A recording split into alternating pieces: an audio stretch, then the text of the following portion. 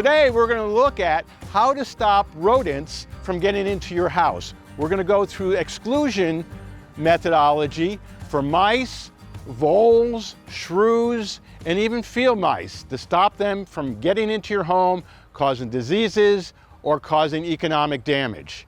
One of the first things we do when we look on the outside of the house, is where we'll start, is there vegetation up near the house such as this?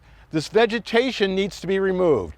You want a 2-foot space between the foundation and any shrubs, any bushes, any tall grass. It should be just plain cement or mulch. Nothing growing up within 2 foot of the structure. Anything within 2 foot of the structure, one, can cause insects to get into the house, but also will be hiding areas for rodents. Another thing to look at is windows and large openings. So you can see this window had been broken, and what is done is a plastic shield that is caulked has been put in its place to stop all insects and rodents.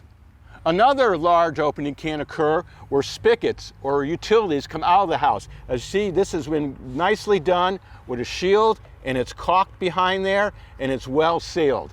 This way, no rodents or even insects can get in the home along the pipe.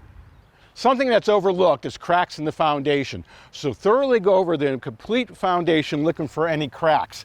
Any cracks that occur need to be cemented up, or you could use a cement caulk at the same time. A cement caulk that is silicone should have metal infused in it like copper wool or steel wool. If the crack is just big enough to put your finger in, like this one was, a mouse can get in. So any cracks bigger than this need to be sealed up. If you can get your finger in it, then it can get in. Another thing to look at as you're going along the foundation is put your hand here, and I can see that's solid and caulked. However, my hand can go all the way up there. A mouse can climb up and shimmy in this all the way to your attic and then get into your house. However, there's a great device that you can buy online that fits underneath here. You just get it to the right size, and it stops the mouse from going up underneath there. You just apply that in, screw it in, and it stops rodents from going up. You also need to look at the inside of the foundation, because many cracks in the foundation can be below grade that you can't find outside. These cracks, a rodent can easily burrow down next to the foundation and come right in the house.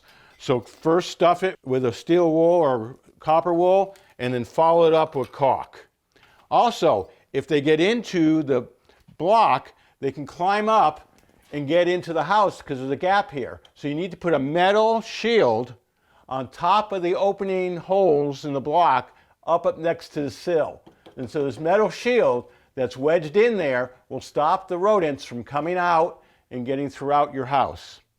So by going around the complete outside of the home and going around the inside perimeter in the lowest level, looking for any openings you can get your finger through and securing those will stop the rodents from getting into your home.